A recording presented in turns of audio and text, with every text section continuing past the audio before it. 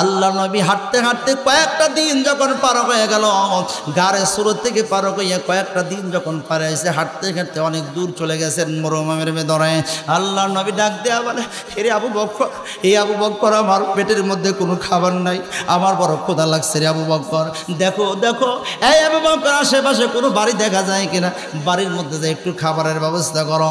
আল্লাহ নবীর সাহাবী আবু বকর ডাক দেয়া বলে, ইয়া রাসূলুল্লাহ, ইয়া হাবিবাল্লাহ, এখানে তো মরুভূমি আর মরুভূমি, কোথায়, এখানে তো কোনো বাড়িঘর দেখা যায় না।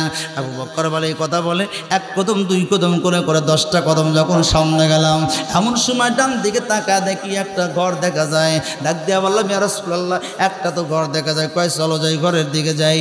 ঘরের পাশে যাইয়া আবু বকর একবার নয় দুইবার নয় তিনটা বার সালাম দেয়। ঘরের ভিতর থেকে সালামের জবাব আসে, কিন্তু ঘরটা খোলা হয় না।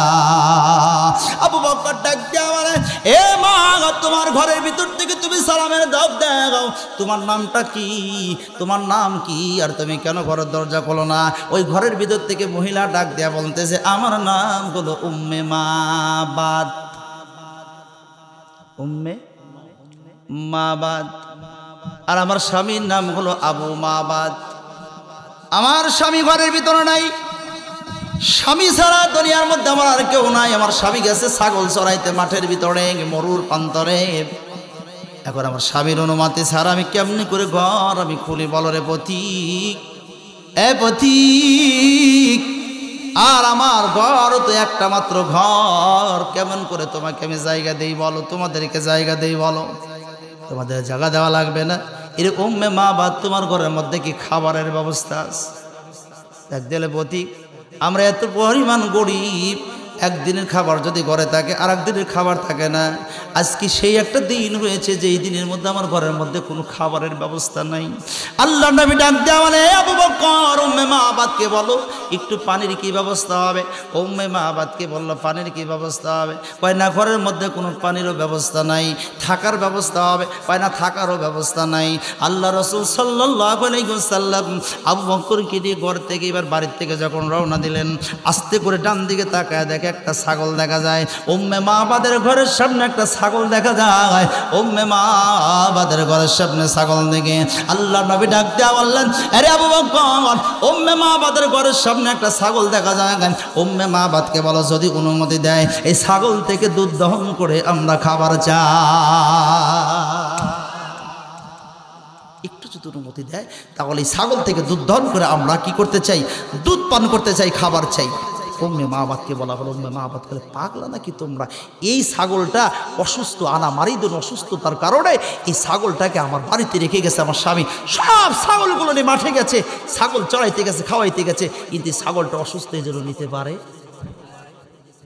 দুধ দেবে কেমনে, কেমনে করে দুধ দেবে?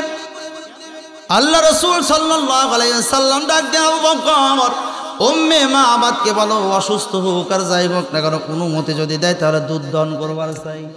আল্লাহু আকবার বললেন, আল্লাহু আকবার বললেন। ঘুম লাগছে নাকি আপনাদের? ঘুম লাগছে? আর একবার বলে আল্লাহু আকবার, আর একবার চিল্লায় বলে আল্লাহু আকবার। অনুমতি যদি দেয় তাহলে অসুস্থ হোক আর যাই হোক না কেন আমরা দুধ দহন করবার চাই। উম্মে মাবাদ রাগ করে ডাক দেওয়া, এরা দুইজন পথিক পাগলা হয়ে গেছে, অসুস্থ ছাগল কেমন করে দুধ দেবে?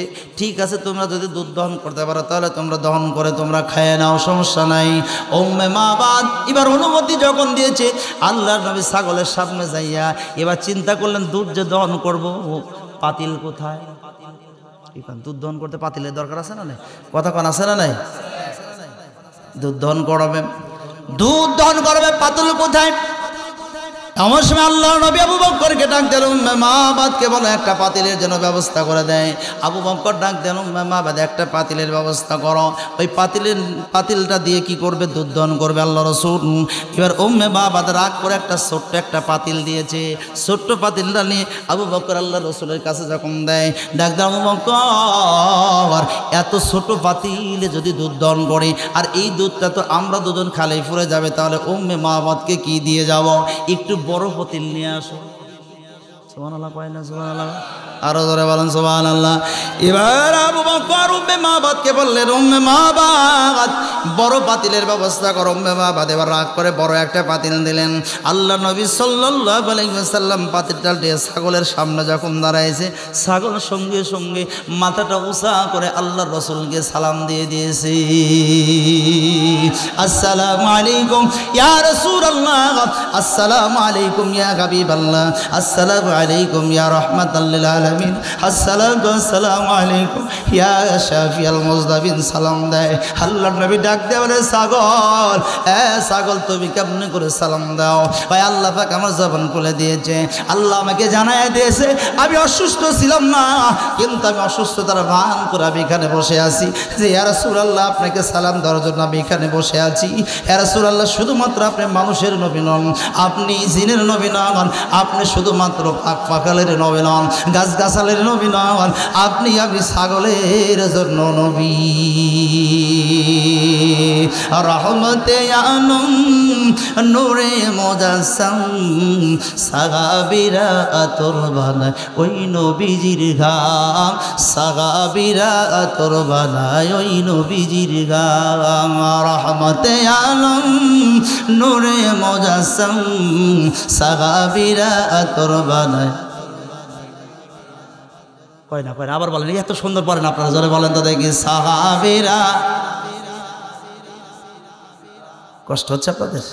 কষ্ট হয় বন্ধুগণ আমার, হয় না? আমার খেয়াল করেন। এবার এই ছাগলটা ডাক দিল, ইয়া রাসূলুল্লাহ ইয়া হাবিবাল্লাহ আপনাকে দুধ দহন করা লাগবে না। আপনি কি করেন, পাতিলটা আমার উলানের নিচে তুই শুধুমাত্র আপনি বোটের মধ্যে দুইটা লোক লাগাইয়া দেন। দুইটা লোক আপনি কি করেন, আঙ্গুল দুইটা একটু বটের সাথে আপনি লাগাইয়া দেন। আপনার দুধ দহন করা লাগবে না, টানাও লাগবে না। এবার পাতিলটা রেখে আল্লাহ রাসূল সাল্লাল্লাহু আলাইহি সাল্লাম বিসমিল্লাহ বলে বোটের সাথে দুইটা আঙ্গুল যখন লাগাইয়া দিয়েছে, সঙ্গে সঙ্গে 2-1 মিনিটের মধ্যে একেবারে পাতিল ভর্তি দুধ দিয়ে ভরে দিয়েছে।